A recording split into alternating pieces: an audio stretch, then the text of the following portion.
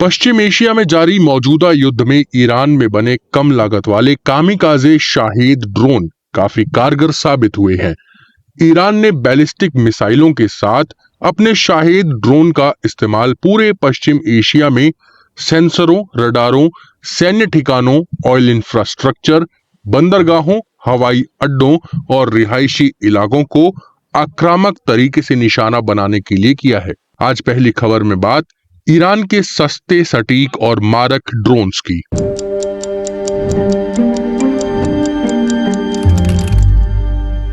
पिछले एक महीने में खाड़ी क्षेत्र में फैली अराजकता ने एक बार फिर यह साबित कर दिया है कि मॉडर्न वॉरफेयर में ड्रोन और एयर पावर की भूमिका कितनी अहम हो चुकी है। साल 2022 में रूस यूक्रेन युद्ध शुरू होने के बाद से ये सैन्य सिद्धांत हर जगह अपनाया जा रहा है। शाहिद ड्रोन से हुए भारी नुकसान इस बात को उजागर करते हैं कि कम लागत वाले कामिकाजे ड्रोन को बड़े पैमाने पर सैन्य हथियारों के जखीरे में शामिल करने का कितना बड़ा रणनीतिक फायदा हो सकता है। भारत के लिए यह सबक बहुत महत्वपूर्ण है क्योंकि इसकी सीमाएं दुश्मनों से घिरी हैं। बीते 28 फरवरी को झड़पें शुरू होने के बाद से ईरान ड्रोन के झुंडों का इस्तेमाल कर निशाने साध रहा है।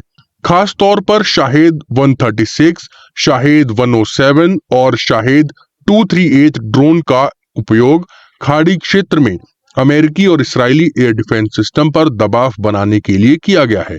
शाहिद 136 और शाहिद 107 पिस्टन इंजन वाले एक तरफा हमला करने वाले लॉइटरिंग म्यूनिशन हैं, यानी कि ऐसे हथियार जो लक्ष्य क्षेत्र में मंडराते रहते हैं, जबकि शाहिद 238 जेट इंजन से चलने वाला लॉइटरिंग म्यूनिशन है। ईरानी ड्रोन की सबसे बड़ी ताकत यही है कि वो सस्ते हैं और आसानी से बनाए जा सकते हैं। युद्ध में इस्तेमाल किए गए शाहिद ड्रोन की कीमत 20,000 से 50,000 डॉलर प्रति ड्रोन पड़ती है। इसके विपरीत इन्हें रोकने के लिए तैनात अमेरिकी और इस्राएली एयर डिफेंस सिस्टम बेहद महंगे हैं। अनुमान है कि अमेरिका के terminal high altitude area defence यानी थार्ड सिस्टम या पेट्रियट मिसाइल सिस्टम से किए गए हर एक इंटरसेप्शन पर 10 लाख से 40 लाख डॉलर तक का खर्च आता है। इस लागत के भारी अंतर के अलावा और भी मुश्किलें हैं, जैसे कि इंटरसेप्टर मिसाइलों का तेजी से खत्म होना और उन्हें दोबारा बनाने और तैनात करने की लंबी प्रक्रिया। रिपोर्टों के मुताबिक सप्लाई चेन की कमजोरियों के कारण युद्ध में दागी गई टॉमहॉक मिसाइलों की भरपाई में 5 साल से ज्यादा का समय लग सकता है। संघर्ष के शुरुआती दिनों में अमेरिका और उसके सहयोगियों ने ईरानी ड्रोन और मिसाइलों को रोकने में 800 से ज्यादा इंटरसेप्टर मिसाइलें खर्च कर दी। इसके उलट लॉकहीड मार्टिन ने पूरे साल 2025 में सिर्फ 620 PAC-3 मिसाइलें ही बनाई।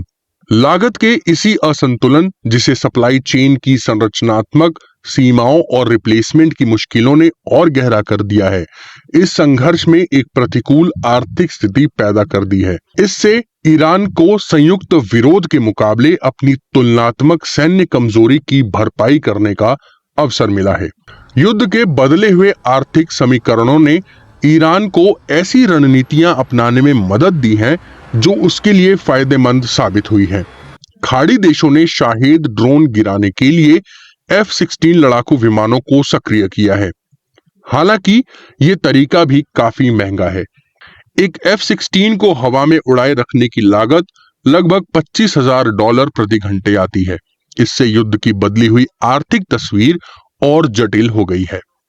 युद्ध का ये बदला हुआ आर्थिक समीकरण इस बात को रेखांकित करता है कि तकनीकी रूप से उन्नत और पूंजी संपन्न सेनाओं को भी कम लागत वाली हथियार प्रणालियों से लैस, चालाक और कुशल विरोधी चुनौती दे सकता है। इस युद्ध के भारत के लिए कई अहम मायने हैं।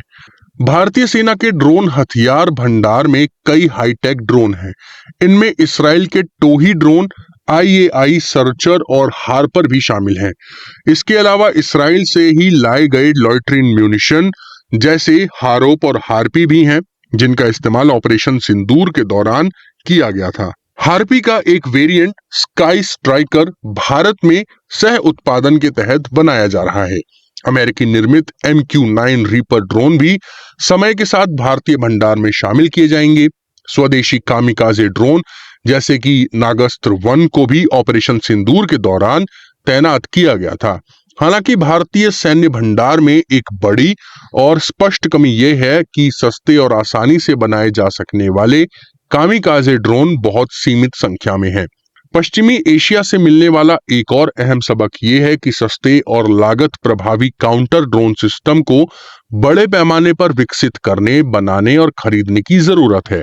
ठीक वैसे ही जैसे यूक्रेन रूस युद्ध के दौरान ऐसे सिस्टम विकसित किए गए हैं। इससे महंगे एयर डिफेंस सिस्टम का बेहतर इस्तेमाल सुनिश्चित किया जा सकेगा और दुश्मन के कम लागत वाले कामिकाजे ड्रोन से निपटने में उनका उपयोग सीमित रहेगा।